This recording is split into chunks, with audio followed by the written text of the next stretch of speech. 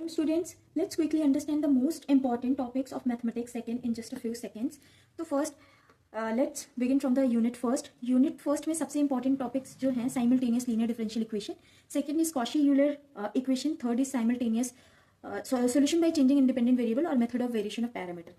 इसमें एक और है वो CF और PI निकालने के लिए, क्योंकि वो अगर आपको आएगा तभी आप ये 3 टॉपिक कर पाओगे, तो वो भी आप पढ़कर जाना, क्योंकि PI निकालने के लिए आता है और कभी कभी CF निकालने के लिए भी, या दोनों ही निकालने के लिए आ सकता है, तो वो भी आप इंक्लूड कर लीजिएगा. बाकी ये इंपॉर्टेंट तीनों टॉपिक हैं.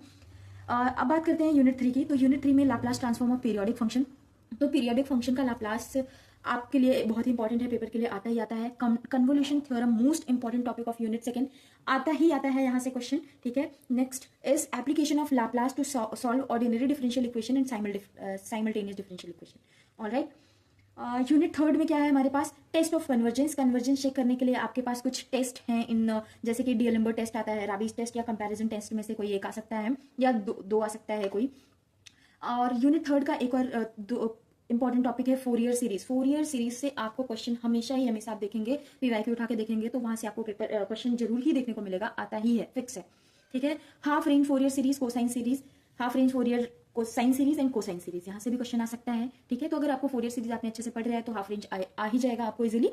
तो ये हो गया यूनिट थर्ड. अब बात करते हैं हम लोग यूनिट 4 की. तो यूनिट 4 में क्या है? Cauchy-Riemann equation in Cartesian form at origin, है ना. ओरिजिन पे कॉशी-रीमान इक्वेशन को आपको निकालने के लिए बोलेंगे. Next is Milne Thomson method.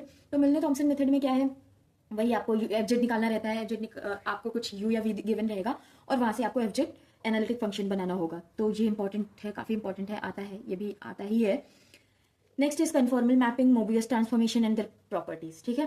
तो इनमें से भी कुछ भी आ सकता है, एक वो इमेज निकालने के लिए, और ठीक है, मोबियस ट्रांसफॉर्मेशन में से एक क्वेश्चन आ सकता है या कोई प्रॉपर्टी भी आ सकती है. नेक्स्ट बात करें यूनिट 5 की. तो यूनिट 5 में क्या है? Cauchy integral formula, very very very important. Taylor and Laurent में से कोई एक आ सकता है.